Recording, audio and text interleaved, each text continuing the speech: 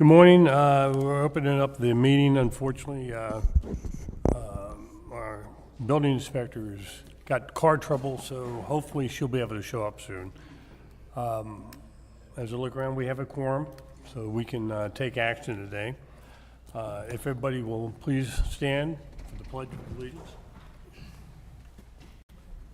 I pledge allegiance to the flag of the United States of America and to the republic for which it stands, one nation, under God, indivisible, with liberty and justice for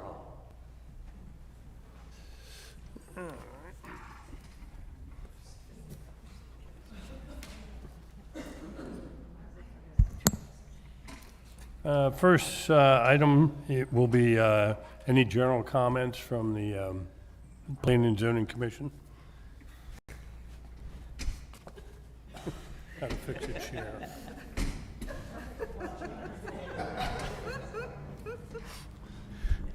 The clown show started here, I think. This is what happens when you haven't had a meeting in half a year. Are there any comments anybody would like to make? John? First of all, nice to see everybody. Mr. Chairman, I want to just take a moment to report on the status of the Bethany Beach Comprehensive Development Plan. You know, we spent 2 years or so working on it. I understand that it has now been, the plan as submitted, has been approved by the state, and will be going, it's up on the website. There's some editorial typos and all. So the town is working with the state, our editor at the University of Delaware, to clean all that up so that when we go to print, we didn't have feedback that there were typos and all. But it's done, and hopefully there'll be copies soon. That's all I have, sir. Okay, thank you. Anyone else? Can we have some comments from our council rep, please, on anything that we should know? Well, the one major thing that you should know, and probably everyone does know, that our mayor presided over her last meeting yesterday, and it was a pretty wild affair, if I do say so myself. But there were a lot of heartfelt, warm, and thankful comments that were delivered to the mayor, along with just a wonderful time. And we're going to miss her. But she's not, it's like the Hotel California, as Ron said. She can check out anytime she wants, but she can never leave. So she'll be around town. There were a couple of matters of business. The town has received approval from DelDOT and is moving ahead with plans to install 2 new crosswalks right behind me at the intersection of Route 26 and Route 1. One on the north side of Route 1 that will go east to west across Route 1, and the other one will be on the west side of 26 going north and south. So we intend to have the piano keys on the road and the pedestrian walk and don't walk signs posted on the corners for those new crosswalks. The other item of business that was approved yesterday is the purchase of a new trolley. One of our trolleys has reached its useful life. We're going to replace it with a similar trolley, gas-powered, not diesel. We've had some issues with the diesel. We did look into electrical power trolleys, and they were going to be 2 or 3 times the cost of a gas one. So we're sticking with the gas-powered trolley. That's the good news. The bad news is there's only 2 companies in the country that make those, and the lead time is probably a year. So we're keeping our fingers crossed that we can get it in time for next season, but we'll see. Well, thank you. Nobody's going to start a restaurant with that old trolley. And we have train stations. Now there's a thought, huh? Yeah. Mr. Chairman, the Bethany Beach Patrol was part of the Sussex County team that went to the Nationals, and the Sussex County team won the national competition. It's the first time that has ever occurred, and a large reason for that was the accomplishments of the Bethany Beach Patrol. And there was a great presentation on that yesterday. It wasn't part of the actions, but it ought to be, if you're listening in, you ought to be very proud. It's good, and they're going to have to work hard today because we have some currents going. On behalf of the Planning and Zoning Commission, I would like to thank our soon-to-be former mayor for all the effort she put in with planning and zoning over the last number of years. It's really been great. We've been grateful for that and beneficial, and she's been a big supporter. So, on behalf of us, thank you.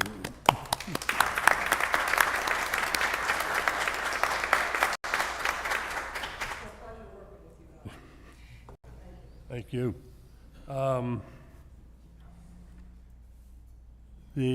Does anybody in the audience have any comments? Okay.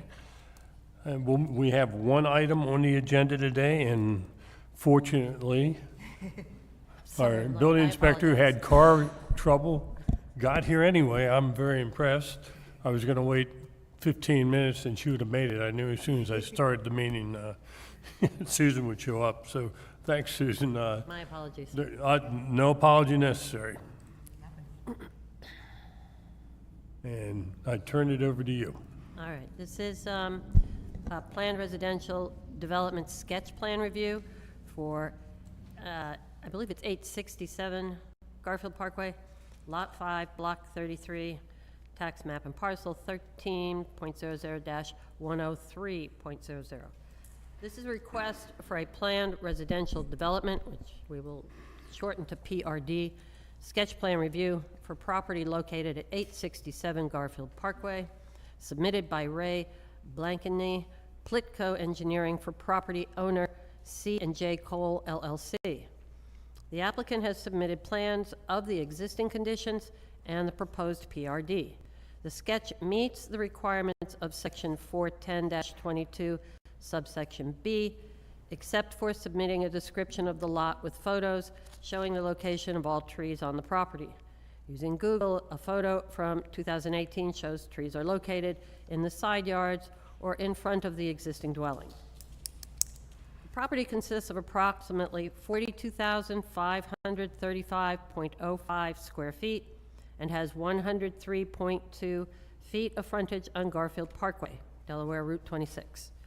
Section 410.6, definitions and word usage. A planned residential development is defined as a lot improved or to be improved by 2 or more principal buildings without interior lot lines and with or without a public street or streets, which contains 50,000 square feet. The definition permits smaller lots if, as of October 15, 2004, the lot was owned of record as a single lot containing less than 50,000 square feet. The current owner purchased the lot in 2012 and is not eligible for the exception to the minimum size requirement. The property owners applied for and were granted a variance from that requirement for the minimum lot area for a PRD. The lot has 103.2 linear feet of frontage on Garfield Parkway and an existing entrance that they intend to use. There are 3 existing sanitary sewer lines that have easements and run diagonally across the lot. The lot also has federally regulated non-tidal wetlands at the rear portion and 404 wetlands at the east side, that would require a permit from the Army Corps of Engineers before dredge or fill material may be discharged. The property is in the flood zone AE with the base flood elevation of 6 feet. As I said, the current owner purchased the property in 2012 and moved a single-family home onto the property in November of that year.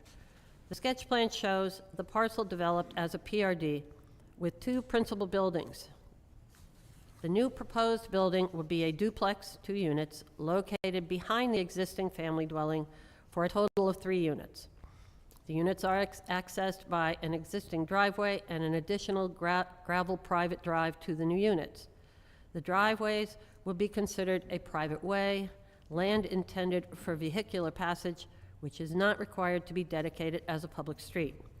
From the submitted plan, the driveway is stone and approximately 18 feet wide at the entrance, widening to 20 feet at the new section of the road/public way. There is an existing large parking area for the single-family dwelling and a gravel area approximately 25 feet deep by 56.82 feet wide in front of the proposed duplex. How many parking spaces and their specific layout is not known. Appendix 3, Table of Dimensional Requirements, states that single dwelling units in an R2 district require 7,000 square feet per lot and 60 feet minimum street frontage. The required setbacks are 20 feet minimum front yard, 7 feet minimum side yards for the single family, 14 feet minimum side yards for the duplex, and a 15-foot minimum rear yard. The existing dwelling is well within the setbacks. The proposed duplex side yard setbacks exceed 23 feet each side, and it is located more than 70 feet from the rear property line. Section 410-16, Street Access Requirements, states that no building shall be constructed on any lot which does not have the required minimum frontage on a public street. The total frontage on Garfield Parkway is 103.2 linear feet, sufficient frontage for 1 unit only. The private way may be used to provide the required street frontage for each unit to meet the requirement, but it is not clear if the proposed configuration actually provides frontage on the private way. The plan does not identify what is the private way and what may be parking. Section 425-84, Planned Residential Development, states that the net density shall be computed after subtracting land allocated to street rights-of-way and all federal and/or state-designated wetlands, except where filling is permitted. The plan notes a net developable area of 31,308.35 square feet, but only deducts the area of wetlands. The maximum density will need to be determined, but a rough estimate would be 3 units. Section 410-6, Definitions and Word Usage, has definitions for public street, minor street, and private way. A minor street is a street designed primarily to provide access to residential property. A private way is defined as any land other than alley intended for a vehicular passage, which is not required to be dedicated as a public street and may serve a primary access for dwelling units. Based on the definitions, past and PRD proposals as well, a private way may be considered as a minor street. Section 4-29, Minor Subdivision and Planned Residential Developments, A, states that private ways and parking lots shall be paved with 4 courses of bituminous surface treatment over 6 inches of select borrow. The proposed stone and gravel surface treatment would not be compliant. Section 410-39, Streets, B, states that the surface of a street shall be improved in compliance with town street specifications, and the paved width shall be no less than 22 feet on a minor street. Section 410-39, Streets, G, addresses cul-de-sacs and dead-end streets.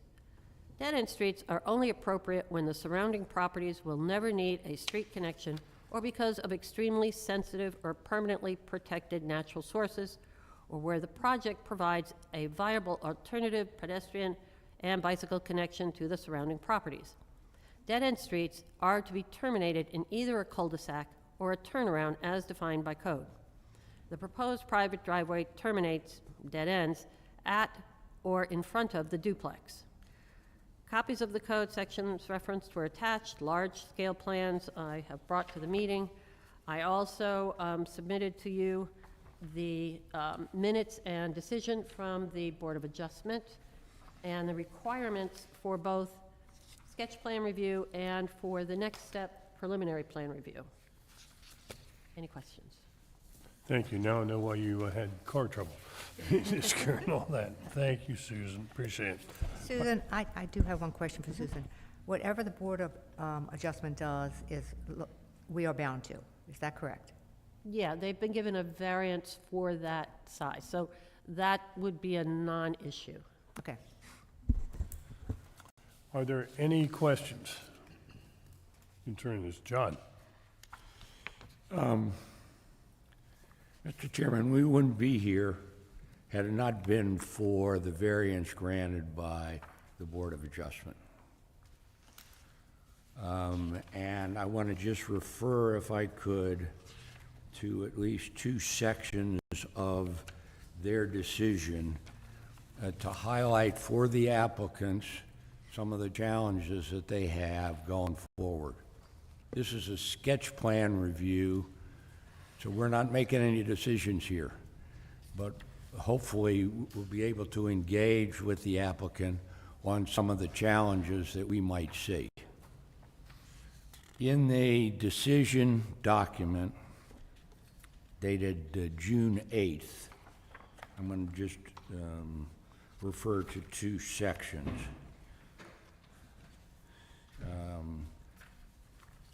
The Board of Adjustment found that there were extraordinary and exceptional conditions pertaining to the particular lot or structure in question because of its size, shape, and topography, and after reviewing all of that, the board did in fact conclude that there are extraordinary and exceptional conditions pertaining to the lot in question, which allowed it now to come before us. But in that, later on in the decision, the Board of Adjustment made the following comments. As noted above, the applicant contends that the site meets all criteria for a 3-unit PRD other than the minimum square footage. However, as was discussed at the hearing in this matter, the applicant has not yet provided sufficient information to the town building inspector to enable her to determine whether the minimum street frontage requirements of section 425-56 would be satisfied for the proposed PRD. Applicant was not able to explain how it would comply with these requirements at the time of the hearing, but was insistent that it would be able to do so as it pursued its PRD application before the Planning and Zoning Commission. The spokesman acknowledged that a failure to do so would not be subject to resolution by that body, but would necessitate further resort to this board. That's back to the planning board. Considering all the circumstances, the board finds that preventing applicant from proceeding to the next stage of trying to comply for a PRD by denying the requested variance would create injustice. I put that on the record because, at least from my standpoint and my review, one of the big issues continues to be the roadway and all that needs to be addressed. And I want to be sure that the applicant understands that I don't think it's insurmountable, but it does, from my perspective, does need to be addressed. Now, Mr. Chairman, turning to the sketch plan that was submitted, I just have some notes and all that I want to just again put on the record. They may in fact be answered or whatever. We talked about the the gravel driveway. In reviewing that sketch plan, I'm concerned about the wetlands delineation in the back, only from this standpoint. The rear setback, to me, looked close to the federal wetlands, and I don't know if that requires, as part going forward, a visit from the Corps of Engineers to, in fact, confirm what the current wetlands line is, so as not to run afoul of them. Believe it or not, there are times when the Corps of Engineers will find that there are what they call upland wetlands. Not necessarily a swamp or whatever, but there's vegetation that has grown up that is typical of a wetlands, and they can, in fact, say that an area that you would not suspect would be wetlands, under their definition, might be. And so I want to just be sure that I don't know when the wetlands line designation was done when they, as part of the sketch plan, but want to be sure that we're in sync with the Corps on that, so that you didn't run into trouble.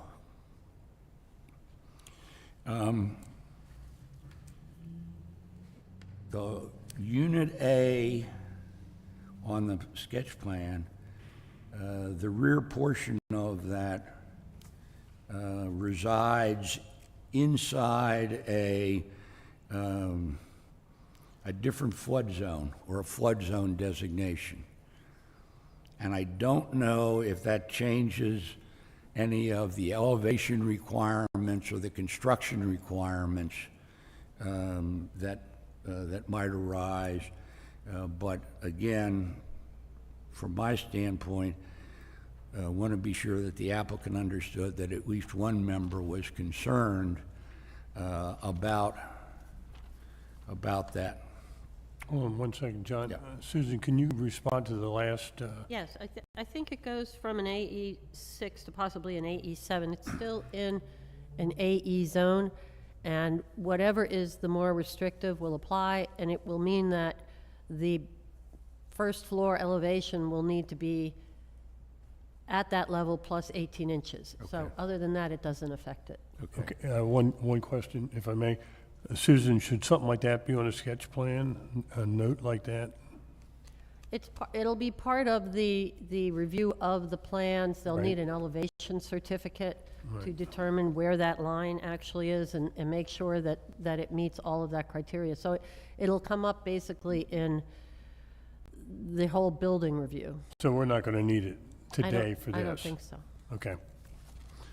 Mr. Chairman, I only raised that because I wanted to be sure that it didn't become an issue down the road where there's suddenly construction going on and the builder said, well, this is where I'm putting it. And the building inspector says, I'm sorry, you have to be 18 inches higher. And if you got the whole foundation down, that gets to be, anyway, that was an issue for me. And now returning back to the driveway, if you will.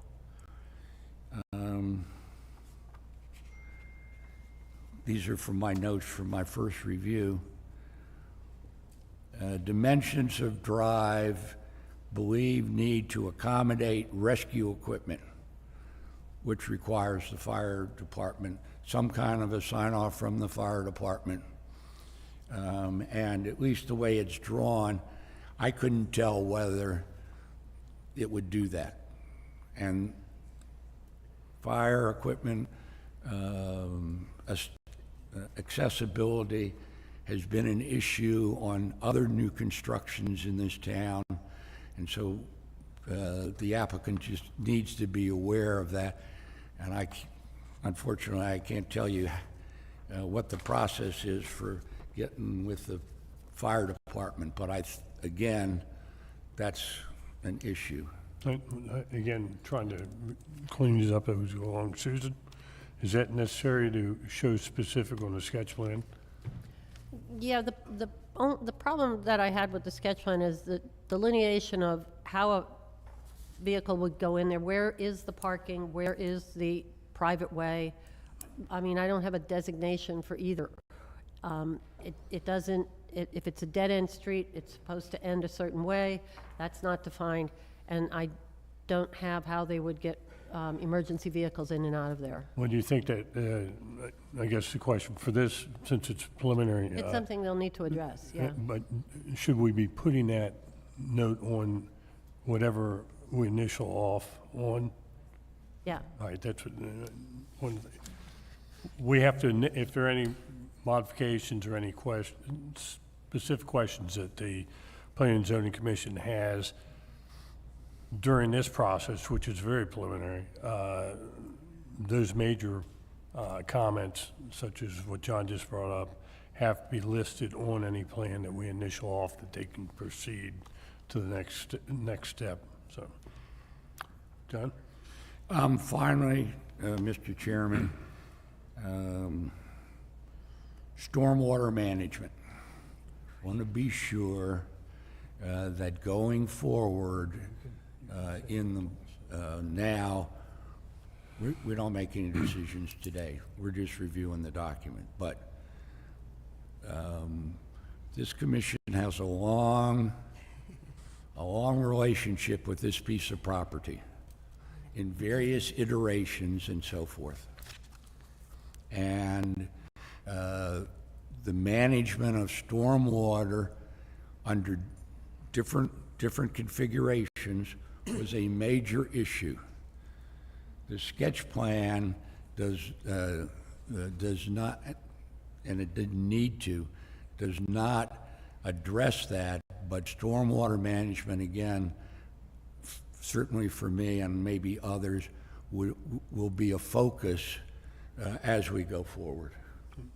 And that's, I mean, we've talked about the entryway and the frontage. That the two issues for me, I'm sorry for going on so long, are the driveway, if you will. It's the frontage requirement to satisfy the state, the safety requirement, the materials used to pave it. We have requirements on pervious materials versus impervious materials, and stormwater management. Thank you, sir. Okay. Susan, as just point of information for me, do you know the status of the, any discussion with the Corps of Engineers on the wetlands on this? I do At not. this time? The- Because I know they know this property. Well, the plans are stamped by, I'm sorry, Mr. Lanier of, a senior at scientist of the Corps of Engineers. That was done in 2023. Okay, So that's on the plans. right, that's fairly recent. But do they have to review it again 1 year later? That's possible. Okay. John, is that, Just reassert Yes, it, sir. reaffirm. any other comments? I have a question about the Didn't get any sleep wetlands. last night because I was reviewing all of these documents. No. As I understand it, the wetlands are part of the parcel itself? Yes. How close are we able to build something to wetlands? Well, Or is that to be determined later, but, I mean, is well, that, as I said, part of the wetlands, they would have to get, where did that go? Give me 1 second.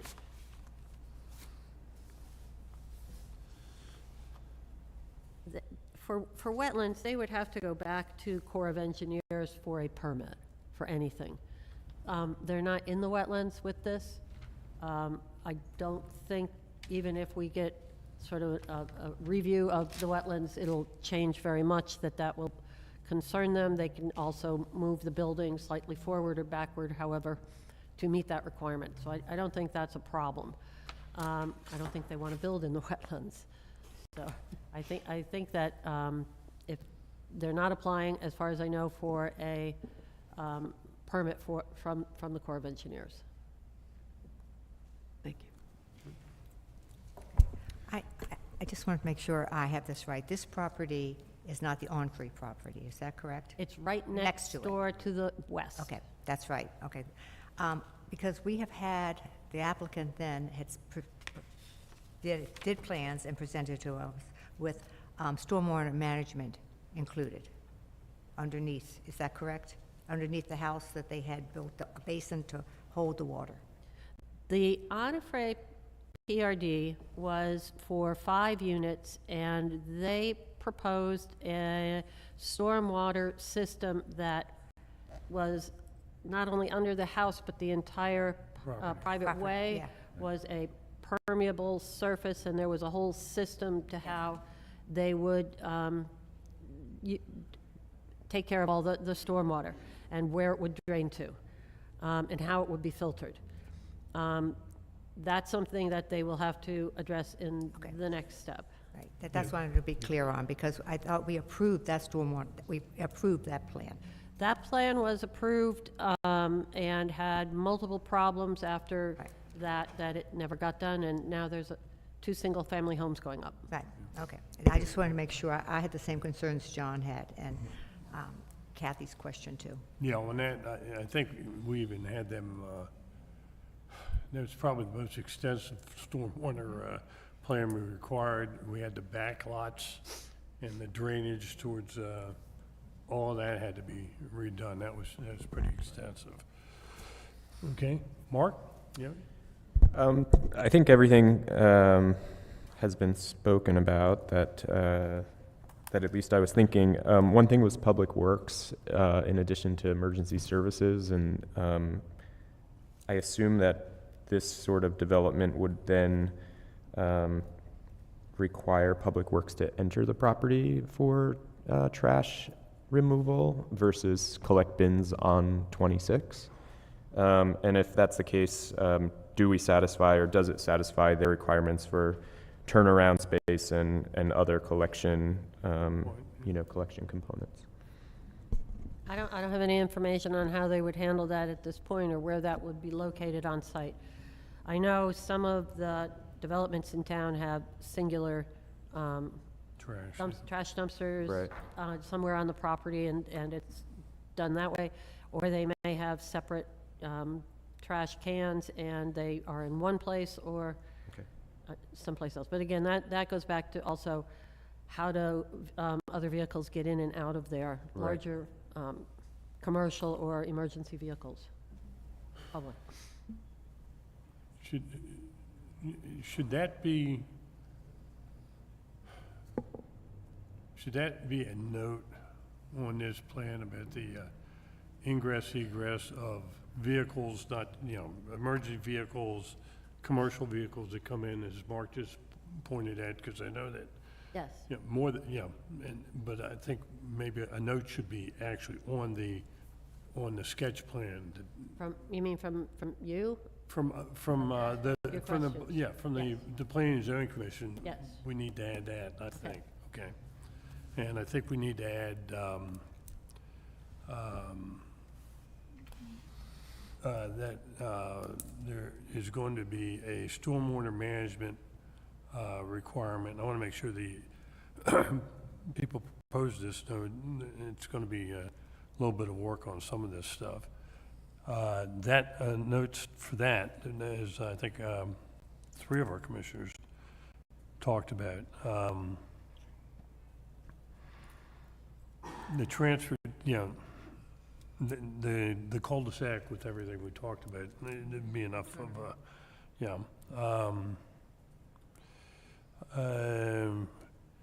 I I guess we could, I mean, I know they've got to have a Corps engineer permit. I mean, there's, they can't do anything, but I would like that just noted that a final, approval of this project is pending the Corps of Engineers, if it's approved, pending a Corps of Engineer. Well, they'll have to, Permit. I guess, Yeah. in thinking about it, they'll submit another plan, and on it will be the Corps of Engineers, and it will have to be up to date. So there's a signature on it now, Right. but from last year. So Well, when they submit yeah. for preliminary, they will probably have to update that to current. Well, I think we're going a little bit more detailed than we normally would on a sketch plan in this case, since there is that Board of Adjustments has modified what we can look at. I think as John indicated up front, if they didn't go through there, came here, it would not even come to us. So I think I would feel more comfortable if some of these comments that the commissioners have made are specifically placed on that sketch plan, so that there's no misunderstanding anywhere down the road that we do have some problems. What I will Questions? suggest is that you ask your comments of me, we then let the applicant go out, write down all the stuff, and at the end of that, if you have Okay. more comments. Yeah. And then the end of that, we specifically list, and then what I'd like to do is go back to the office and put them on something that I can copy and put them on the plan, so we Okay. have a copy and they have a copy. And then I just initial whenever Well, you're yeah, ready. and then I'll put someplace for you to sign on that, so Okay. we can do that. I- Labels, but- Just initials, that's all I need in this case. Let's see. Do all members of the commission need to sign the sketch plan, or No, just the chairman? Just the chairman. Okay. I have signed 2 copies. So, Right, we keep one and they take one, so then we know what we talked about. okay. Any other questions from the, yeah, Patrick? Just one. It sounds to me like the requirements in our code will require them to have a cul-de-sac at the end of this private way. Not, I don't think what's on the sketch plan qualifies as a cul-de-sac, but I could be wrong about that. But am I correct? That is my understanding of what it says in the code. I do believe the code may have a typographical error in the size of the cul-de-sac, but in general, that I believe is the purpose, is what is intended for dead-end streets specifically. So the next step, the next set of plans will indicate where the parking for the new dwelling is, as well as a cul-de-sac that will allow emergency vehicles and public work vehicles to get in and out of that way. Correct. The next step could be one of 2 things. It depends. The next step can be that they take your comments and before getting too heavily into some things, come back with a new plan for some of the issues that were raised to see if they go forward with it, or they can dive right into preliminary plan. Yeah, essentially, what we're doing, Patrick, on this is we're putting notes that when they progress to the next Next stage, step, yeah.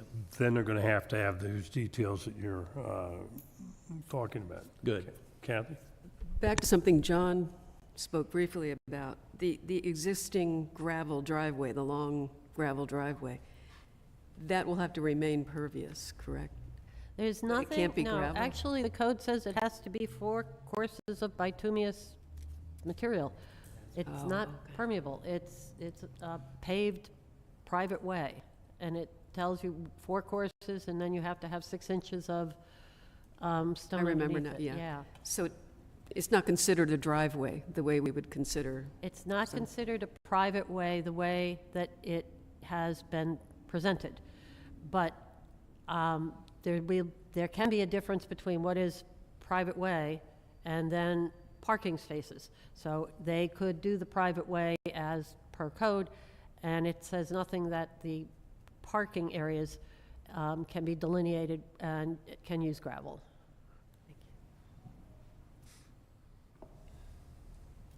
Can you see any based on what the Board of Adjustments has done and comments they've made, that John, spoke to, anything that we're saying would require anything go back to them, to the Board of Adjustments? I can't say. I haven't seen the completed preliminary plan, and whether they can meet all of these requirements. We haven't seen some of this. Right. Board of Adjustment is for dimensional issues, so I don't see anything else that they can go back there for. Yeah, no, I'm just trying to lock this up so that if we say, all right, we need this, and then the Board of Adjustments sees it, said, well, wait a minute, we told them we didn't want this, and, Well, if there's any dimensional issues that come up that you deny, and they could go back to Board of Adjustment, but they would have to do that. And okay, I don't see that, happening. okay, yeah, good. Any other questions? Okay. We have a representative. Could you just go up to the microphone, please? Name and representative and all that sort of stuff, please. Sure. My name is Ray Blakeney, and I'm with Plitco Engineering. We prepared the sketch plan. Our office is at 53 Atlantic Avenue in Ocean View.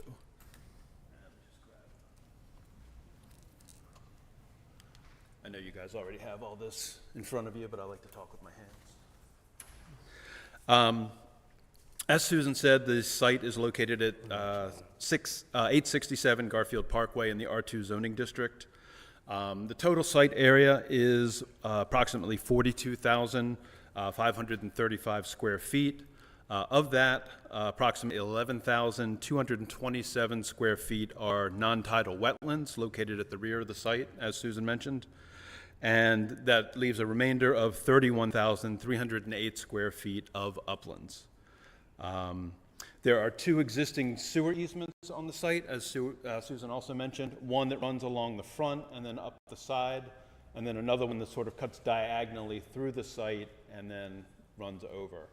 And for that, that's the reason why the existing house is set so far back, to be out of those sewer easements. The existing house, as Susan mentioned, is served by a gravel driveway with parking. And what we're proposing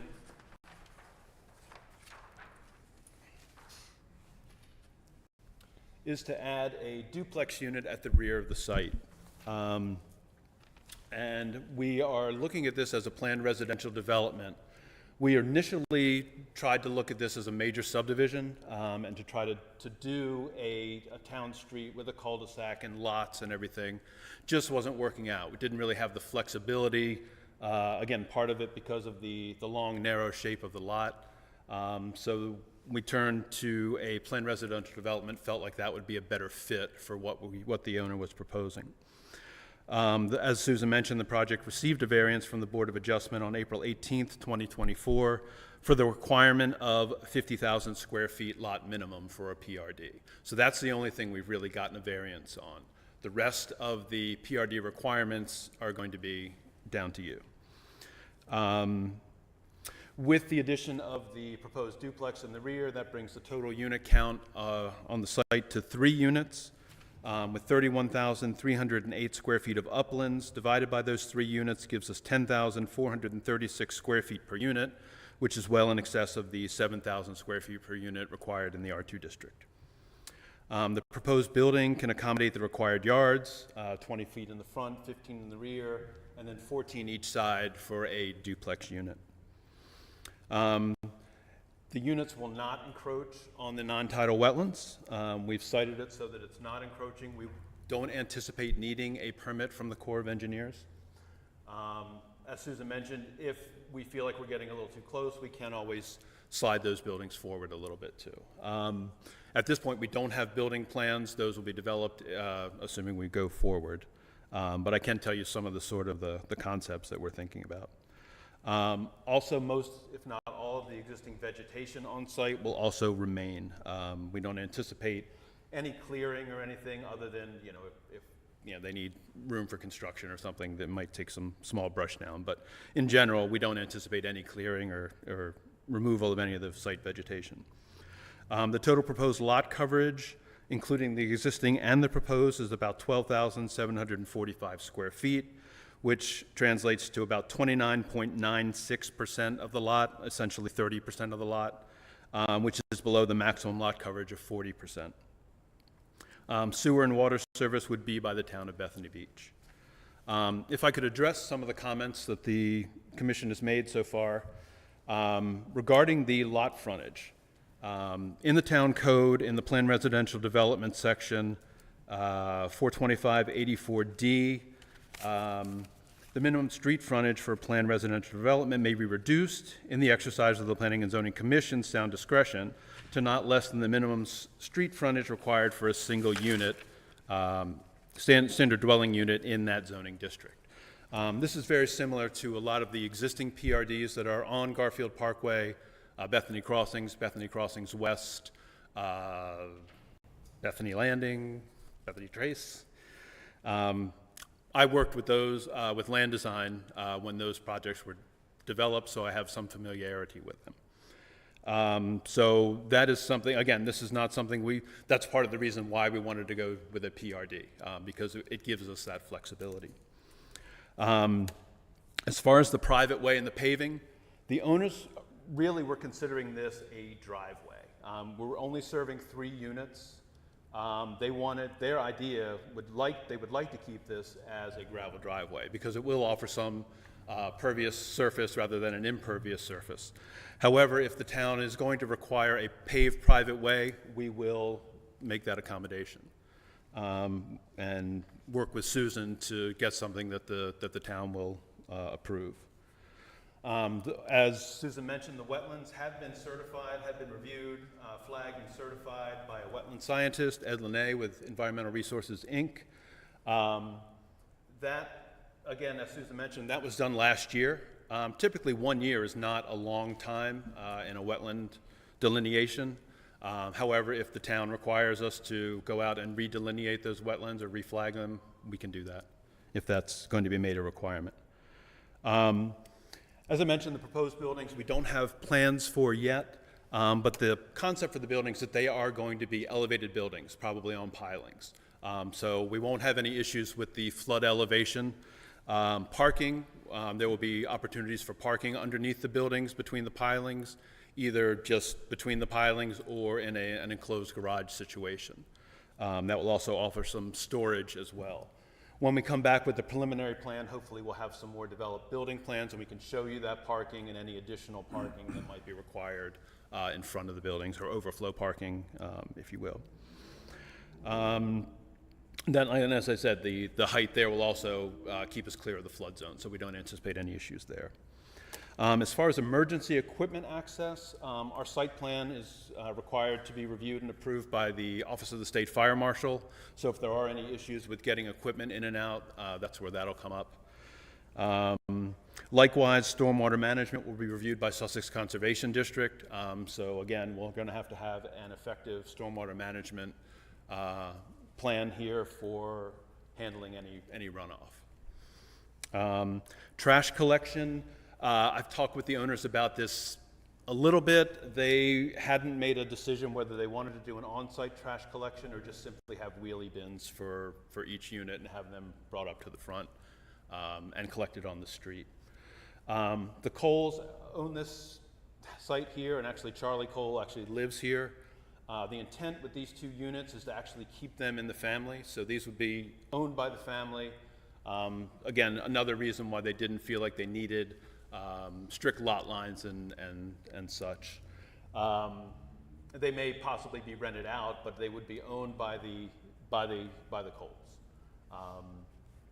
So I think that covers everything that you guys mentioned. If you have any further questions, I'd be happy to try to answer them as best I can. Again, realizing that we are at the sketch plan stage and we're at a very early stage of development so far. Okay. Thank you, Ray. Are there any questions? John? Do you have any further questions of us? Are there any of our discussion or within your own planning issues that need to be addressed so that as we move forward, we've I don't think smoothed out so. all the I think edges? the biggest outstanding issue, as I see it, is the driveway, whether it needs to be a paved private way, whether it can be a driveway, and I'm hearing that probably not. So that's something that we'd have to research and look and see what our options are. And as Susan said, that might entail us coming back with a revised sketch plan rather than moving straight to preliminary, so that everybody can be on the same page with that. We can also look in further detail, I'm sort of speaking off the cuff, but we can look in further detail at some of the other comments that you guys have mentioned, and hopefully try to get you some satisfactory answers before we move forward to the preliminary stage. I mean, Ray, you mentioned in your presentation, you said, if the town requires this, we'll do it. Well, I We're think that's a given. Well, no, listen, I want to just be clear. We try not to require things. We have a comprehensive code Sure. that lays things out, and we're always trying to maximize the benefit to the property owner. So I just need to have on the record, Understood. we're not into requiring things more than it's there and finding ways to comply. Fair enough. Any questions? Great. Thanks, sir. Appreciate it. Thank you. Yeah, we have anybody want to speak from the audience on this project? Yes, ma'am. If you'll just, it's vacant, you can go up, vacated, you can go up there, and your name, your address, and we'll be glad to hear you. My name is Kim Onifray Heckler, and I have the adjacent property to the proposed PRD. We've been landowners in Bethany Beach for 52 years. We had a Cape Cod that straddled the two lots, that still had the 4-foot watermarks in that house when the hurricane came through all those years ago. Excuse me. I am the one that will be building the house that will be most impacted by this PRD if it gets approved.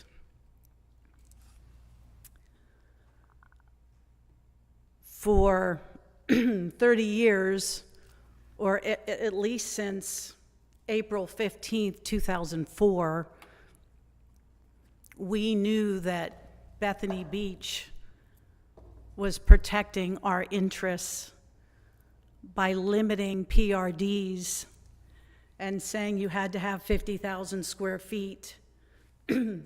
So we saw that lot as one house, one lot, and that we were protected. We tried to do a PRD. My father passed. She needed it to live on.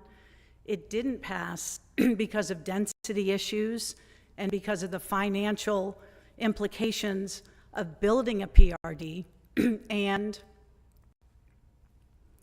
having impervious surfaces and just all the extra costs associated with getting this done.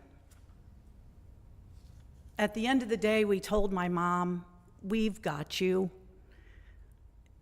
You know, we will support you in your old age. She decided to gift the two parcels, make it two. Susan is very aware of this. And my one brother has one, he's built his house. I will be building mine with my other brother soon to come. The way the lot is designed,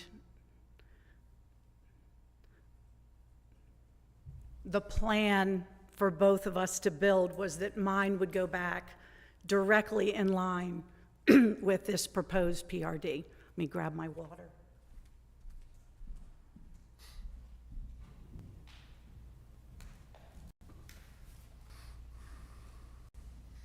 Excuse me. April minutes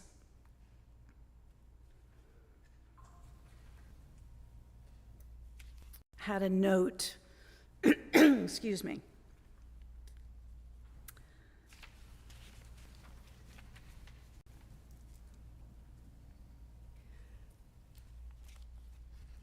that basically said, per the owner, there has been no opposition from neighboring property owners and no indication that the variance would adversely affect them or their property values or in any other way. But in fact, as a 52-year veteran of Bethany, it would greatly affect my house, because my desire is not to build right on 26. I lived in that house for 50 years, and it was when we came, there wasn't a lot of traffic on 26. When we came, the only thing at the boardwalk was the Blue Surf. And you could go in there, and there was a lady that was selling fudge for 15 cents, and we got it all the time. When we came and Bob DeFebo started the first Little DeFebos, my husband would run next door and get a banana for him at the gas station, and he would make the entrees pancakes with bananas. It was a road with no traffic. Now it's jam-packed. I'm 60. I was 8 when we got the property. My husband and I are at the point of retirement. The desire would be to have a house, now that my mom has done this, that we can come down and enjoy some peace and quiet, and to place the house back in an area where I could get off of 26. I'm an author, a writer, and so I worked with my brother in terms of the placement for a reason. Because before I saw these April minutes that a variance had been granted, I felt fully protected that I would just be seeing land back there, right? No hard surfaces, no Airbnbs, no extra cars, just peace and controlled peace almost, if you will. When we bought that little Cape Cod that I think was probably 100 years old, when my parents bought it in 1972, it was country on that land. It was, I mean, there were kittens that were born in the shed in the back, and it was country. Bethany has grown up. The density has grown by 1,000 times, but not on my lot. I've been able to escape that density. That land is beautiful to me, and I felt like to miss this opportunity to speak to you guys.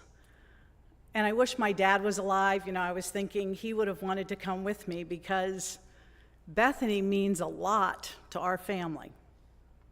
And the fact that my mom decided to give us the property and not take any money and, you know, go through the process that she did, it just, I think it was meant to be the way it was. So I walked my lot yesterday. Spent the night at a friend's because there's nowhere down here for me to stay right now. I had no idea what was happening behind the scenes, where anything could have been happening with that lot. And I didn't sleep at all.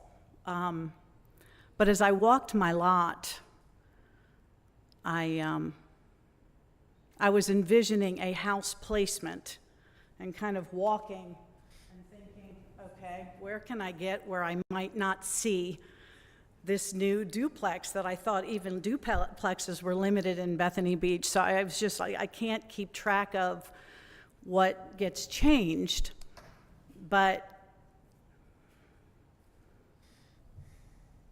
it will impact me. And I wished I would have known before the April minutes, because I had not been contacted, and to move forward on approving a variance, it was said that no property value, no one cared, so to speak. I care. Thank you. Thank you. I have one question for you. Do you want? So you were never contacted of the variance meeting, that Board of Adjustments meeting? I got a copy of that letter to come here today, yes. And I saw the sign in the front yard, but your approval of a variance on a property that's 7,500 square feet short happened, I believe, back in April or June. But you were never contacted that that meeting was occurring? The No. April- You never, okay. No, I never was. But I'm probably the most impacted by a community that's going to go in next to me, duplexes. Make sure she understands. And I appreciate the board more than you know. I appreciate Susan Frederick, you, and I just needed to come to speak, because this is a legacy property. This is not, and I did want to ask, like, if their purposes were to Airbnb it and have multiple families come, that would affect my piece. This is a legacy property for my brothers and I, and our purposes are to enjoy it and to come down for rest and relaxation. Yeah, the one question, thank you, the one question Yes. we unfortunately can't answer is, the Board of Adjustments doesn't report to us, and we don't get anything, so it's a separate entity, and I if see. they didn't send you something, I will Susan? check the list of. You are on. Okay, you got a letter for this one. Well, I'm Kim Onifray Heckler, so it couldn't have gone to 1918 North Harvard Street. Right, It's whatever our tax records. I see. Yeah, So that's where the mishap happened, and I appreciate that, but I did not get that. okay. It is. No, so it went to Christopher Douglas Onifray, 132 South Garfield Thank Street, you. Arlington, Virginia, and it went to Joe Carroll Onifray, P.O. Box 1330, Bethany Beach, Delaware. Yes, and that's a kind of a lockbox down here for her, so I don't think she had received that. Okay, I just want to make sure you know that, we have nothing to do with them at this point. John, you had, I just wanted to add, you've had a property longer than I. I've been here, not living here, but for 41 years. And if the truth be known, early in that time, there were lots of things that went on in this town that you didn't necessarily hear about. But in recent years, that is not the case at all. I want to defend the Board of Adjustment in this regard. That hearing where the decision was made, that would have been publicly posted. It would have been in accordance with the open meetings rules in newspapers and so forth. And I'm sorry that you didn't weren't aware of it, but that decision was not an inside baseball deal because it was noticed and all, and I'm sorry you didn't get it, but They I understand. they made a decision based on what had come to them. So, Okay, Thank you. thank you, I appreciate it. Any other comments? Yes, sir.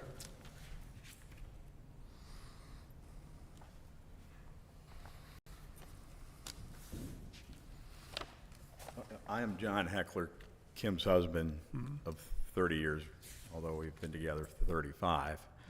And I've been coming down here with her and the family for that period. And I want to thank all of you for the points that you brought forward, which are the points that I'm aware of as well. And Kim was here, we were here when they put in those drain pipes in the front, which again was another reason why we never thought they'd be able to build. We had an opportunity to buy that lot, and we didn't because it wasn't buildable because of those pipes that were in there and the wetlands, and there was just too many problems with it. We say there's a lot of hair on this lot, and I think you folks have brought out a lot of these issues. And Ms. Fredericks has done a good job with, I know, the Onifray family in dealing with us and going through the process of trying to see if we can get PRD and see if we can get it grandfathered and see if we can get a builder to buy it, which was the original. It was on the market for 4 or 5 years, and it didn't make any sense for any builder down here to build on the lot that the Onifray family owns, which is 1.5 acres.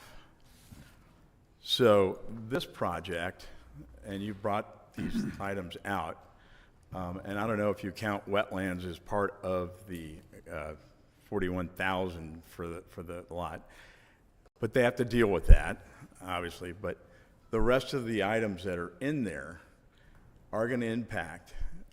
Thank you very much for bringing out the runoff water situation. Kim mentioned that our house has been flooded numerous times over the years, and that's a big problem. We have that problem in our other house with a neighbor that built behind us, it's above us, and the rain comes right down into us, and it's a major problem. We've had to work with them over a long period to get that straightened out, which we've done. So we've dealt with that problem in particular, let alone the problem of seeing this building on a duplex that we thought would never be possible to build in this lot next to us. So you can imagine the surprise that came forward when we found about this and that the variance has already been granted.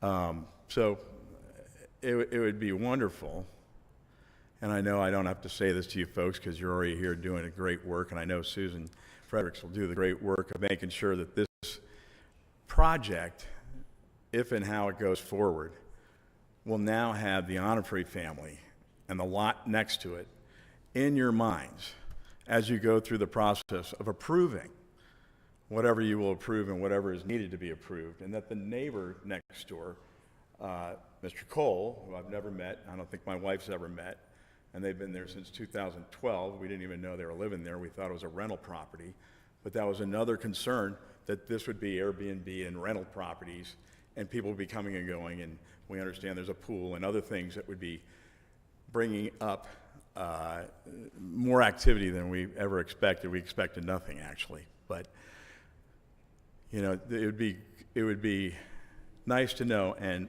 my wife, if there is a discussion that could be maybe brought forward to talk about this project, to make sure that, you know, everyone benefits from it in the best way we can. But I thank you for your time. Thank you, Madam Mayor, for all your good works and even being here this morning. So thank you all for your time and your consideration on what's happened here to the Onifray family. Thank you. Okay, thank you. Just to make sure you understand, this is just first step. Once this is initialed off on, then they have to go through the more detailed stuff. And I would hope, and speaking for the board, the commission, they will probably, no builder or owner that I know of really wants to have, neighbors that don't like them. So I'm sure they'll work with you or answer any questions to the best of their ability. We had a situation several years ago where people were clear cutting entire lots, and we didn't have any rules or regulations to really prevent that. Well, once we were told by some of our own neighbors that, why are you letting that happen? We went ahead and recommended a change so that you can't do that anymore. The council's approved it, so they have to give us a tree plan now. So that is exactly what they're gonna go through when we have a final approval running through it. And I would recommend that you talk to Ray right there. I don't know Ray, it's the first time I met him. After the meeting, if you have an opportunity, and give him a phone number, and I'm sure he'd be more than happy to keep you advised of the progress, the timing, what they're going to do, and then everything comes back here, and you're more than welcome to come back and comment on whatever is in front of this commission at any time in the future, and we do take that in consideration. So, okay. Anybody else? Yes, sir.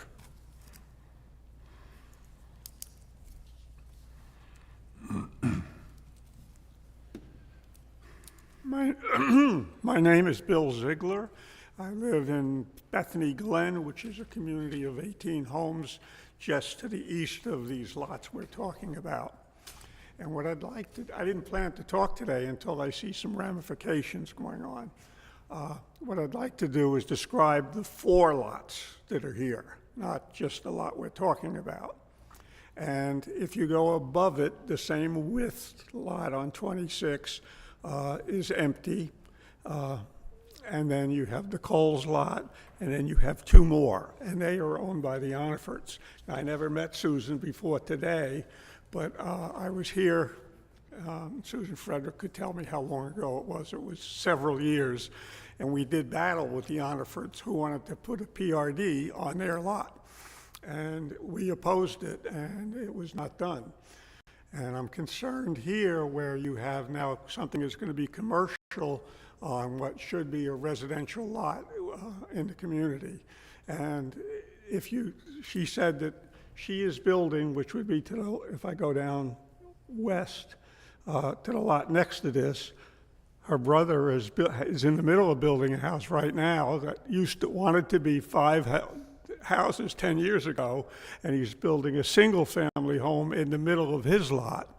And then the one on the other side is empty, and that's going to come back to you depending on what you do on this lot also.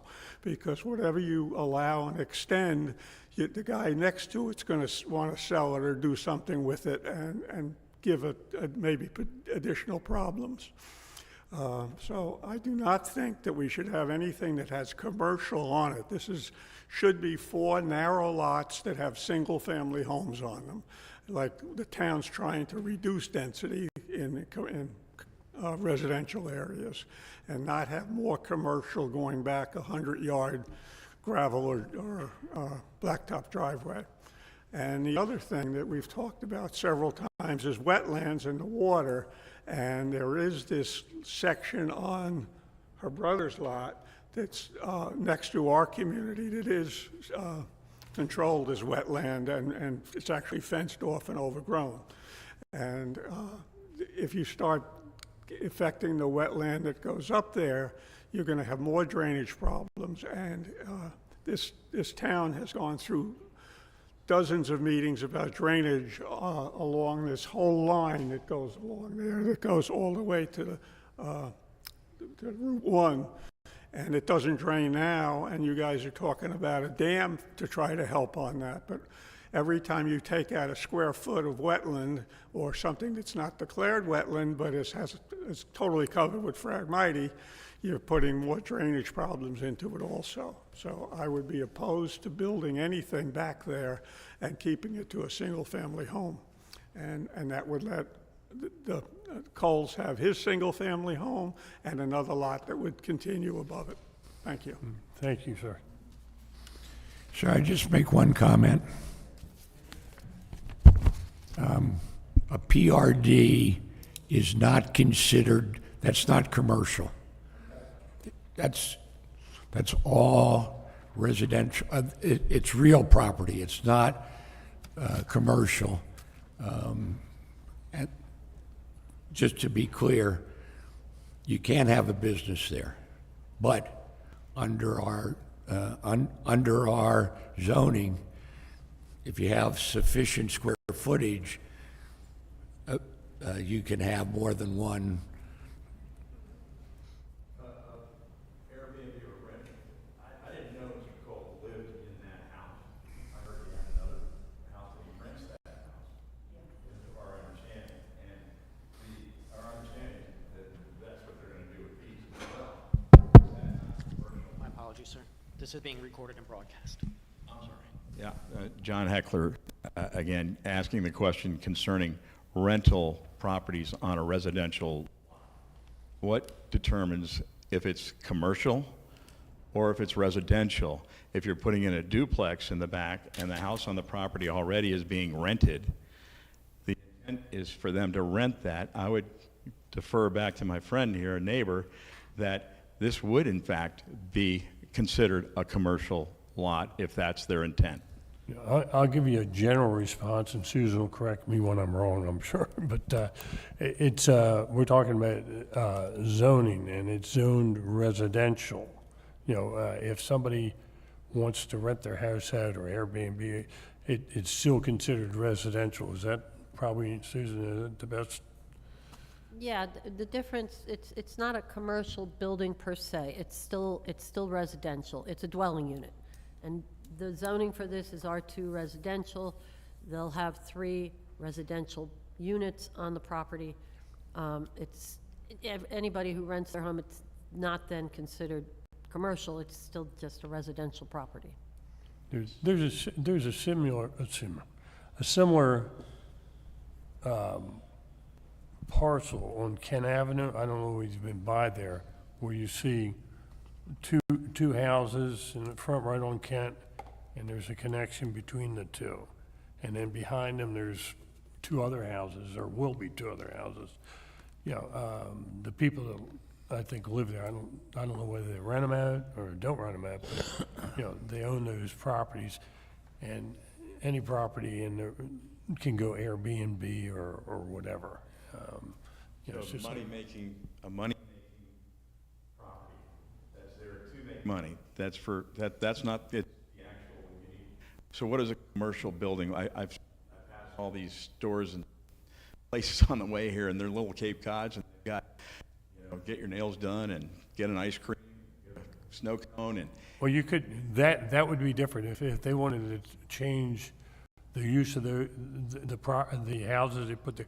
They'd have to petition the town, and it'd have to be, I forget who they go through, but they'd have to be considered a commercial property. And you can't take a residential and just make it commercial. A lot of the stuff you see on 26, you know, in Ocean View years ago, that became all commercial, and somebody just happened to have a house there or built one later, and some of those precede Well, they were decades. probably built in a commercial area. At So the time, It's yeah, a right. zoning issue, which is what is zoned commercial, what is zoned residential. And for example, he could not build a home and then have it turn into a nail salon. It's always going to be used as a dwelling, whether someone rents it or not. So that makes it residential. is the, a big part of what you folks do is trying to manage what my wife talked about, which is this density problem. You know, it goes back, they're talking about putting another Bay Bridge in. The density has exploded. Putting in 3 units on one lot that's being rented out all summer is a density problem that all of you voted against increasing the density, right? So the 50,000 square foot lot, the one house on it seems as this is counter to what everyone on this commission voted for and before you, going back to 2004, to not do. And so it is difficult. Again, we never thought that this would ever, we'd be sitting here talking about this, but I think it's something that you folks need to talk about a little bit further. For sure.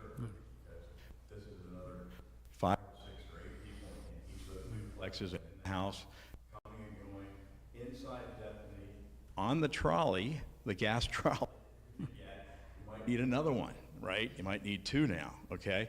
So I'm just saying, this is something that obviously you folks have voted on before and decided, and that has changed. But definitely, and this viewpoint, I know there's a lot of beach communities around the country that have looked at Airbnbs, commercial properties, in Florida especially. You know, what,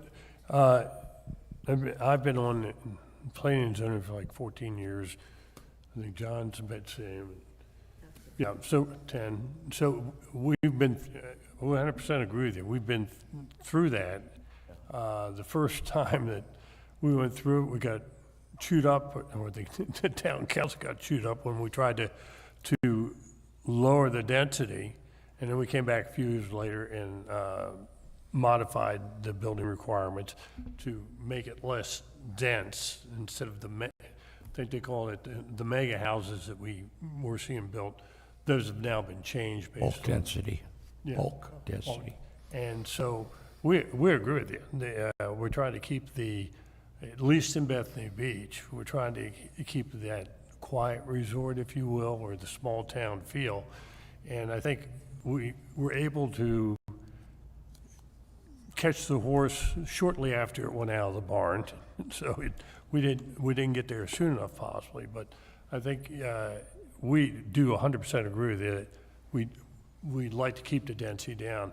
As far as telling people how they can use their property, that hasn't come up to the Planning and Zoning Commission, and it probably would never come up to us because that's not our area of responsibility. What the Planning and Zoning does is we respond to, for the most part, what the town council has asked us to, plus we put out a 10-year plan. And a 10-year plan does what you said. It tries to show what the future of the town would hopefully be every 10 years down the road, and we just finished one of those.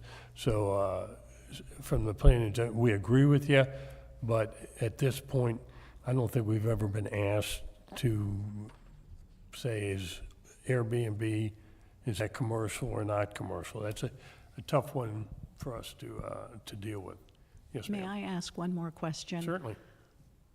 I might not be completely clear on this, but I do remember conversations that when we were going for our PRD, my mother was grandfathered as an original owner to allow her to do a PRD, and I remember someone saying that she would be one of the last ones on 26 to ever be granted a PRD because you had to have been like an original owner. And so I was wondering how a PRD even got approved, even regardless of a variance for an owner that came in 2012. If you could answer that for me, I would appreciate it. Susan can The answer. PRD hasn't been approved yet. This is sketch plan. The variance only gave a variance for the size. So they could come in under that size that they are. It said, the variance said, okay, for this size, we're giving you a variance from having to meet the 50,000 square feet. That's all that did. It didn't guarantee them a PRD. It didn't guarantee they can meet any of these other requirements. It just gave them the one little chip they needed to go forward. But what about the grandfathering that really we were like the last ones that would have been granted a PRD? I was completely good with that, knowing that there wouldn't be any more development on the lot next door. That's the part that's just a little confusing to me. That- Because don't you have to be grandfathered to have, The requirement, the way it's written, says you have to have 50,000 square feet or have owned the lot prior to that 2004 date, correct? So- Okay, right. hold on. So they didn't own it before that, and they didn't have 50,000 square feet. That's a dimensional. So they went to the Board of Adjustment and said, we want to be approved for a variance from having to have the 50,000 square feet. The Board of Adjustment approved that. That's what they did. They had their own, I can give you the minutes and the decision to read. I've read them, thank you. Okay, yeah, but that's all I have on it. That was their decision. I see. And as Susan indicated, that's why they're here. Well, Otherwise, they would because- not be here. Yeah. Yeah, and and that has nothing to do with us. I mean, it does as residents, but, you know, that's the Board of Adjustment's decision, not ours, so. John, did you want to say something? Oh, I was going to say something. I'm thinking better of it. I'm probably now going to say it and regret it. I don't know, I don't practice law in Delaware, so I don't know what the Delaware law is in terms of if you feel aggrieved by the decision of the Board of Adjustment, not the Planning Commission, the Board of Adjustment, because you did not get notice or whatever, I believe your remedy is to file suit in court, in the Delaware court. I just said something that I don't know is correct, but I believe that would be your remedy.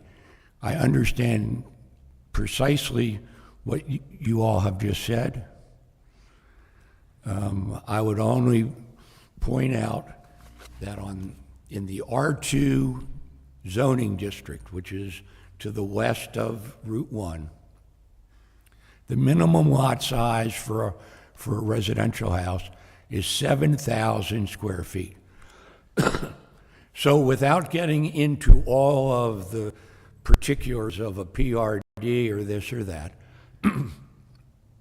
that piece of property that we're talking about had sufficient, I mean, you know, multiply by 5. If you wanted 5 residential houses with that, you need 35,000 square feet.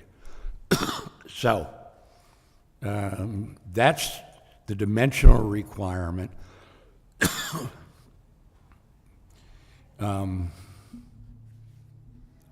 So we're doing the best we can, if you will, with the zoning, the dimensions, and that's where we have to be. But I understand your point, and I hope that if there's a remedy, that you pursue it, if you think it's that important. Are there any other questions, statements from anybody? Okay, if that's the case, we'll close it. I Susan. have the list. I'd like you to read this, and then I will go print Okay, this out. great. You want me to just read it to you? Yeah, that'd be good.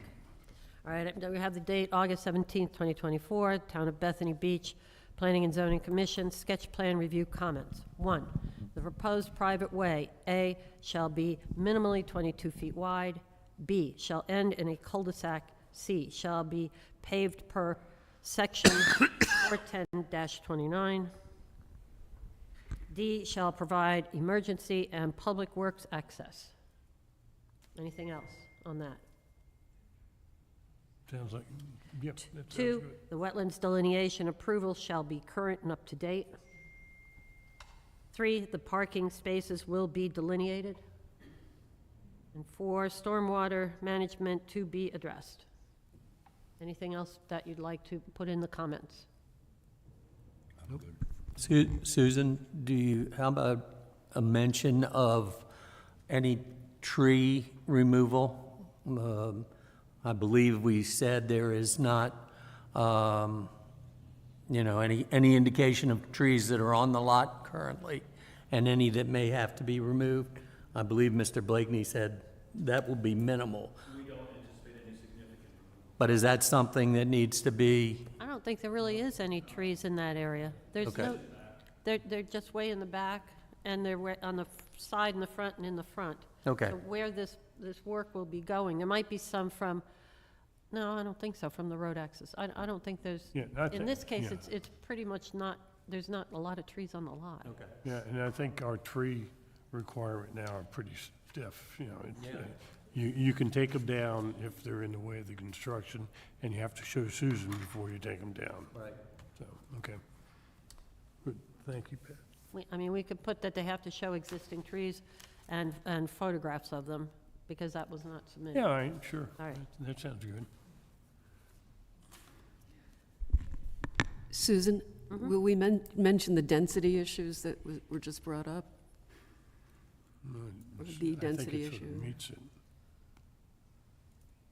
What's the, yeah, how hold on would one you say second, it? please. I don't know. Yeah, we should, that's a good idea. Yeah, I don't know how you would What do you want me to say about that? I'm trying to, anybody have any ideas? Yeah, that would be a tough one, because Yeah, if you look around here, it's The somebody. the only thing that should be corrected is that the and I'm sure they're probably fine with it both ways, but the density is to include the area of the private way and the parking. Has to be included and subtracted from the overall density, but Right. that's just something that they have to do anyway. Good. Anything, you want me to go? Yeah. Do this, all right. I shall be back. Okay, it's, right now, I guess it's just a formality. Does everybody agree to initialing the sketch plan with those comments on? All in favor? Aye? Aye. Right. So we will approve, I'll just initial, I need to initial 2 copies of it. We don't sign off on this.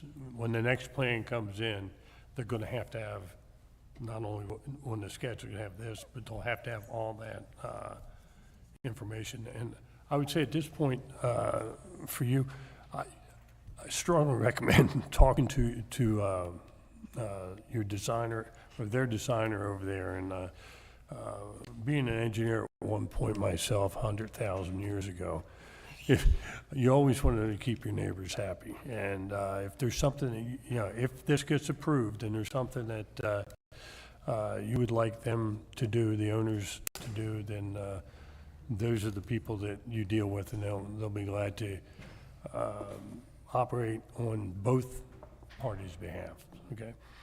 Are there any general comments from anybody? We've done this once, but we'll do it again. John? Mr. Chairman, as the secretary of the commission, I hate to be a nitpicker, but you've used the term, Susan's going to bring it back for you to approve. We are not approving anything. We are initialing this sketch plan. And again, for the record, we want to make sure that everyone understands that this was not a decision meeting. They brought the sketch plan, and we have reviewed it with comments, and you are initialing those comments. I'm glad you corrected that, John. Sorry. Because we aren't initialing it, I am initialing it. Okay, we have no other comments, is that it? Well, based on that, does anybody want to add anything? Or Move to adjourn. do I have a second? Second. All in favor? Aye. Adjourned. Thank you very much, appreciate it. Boy, did I break my rules?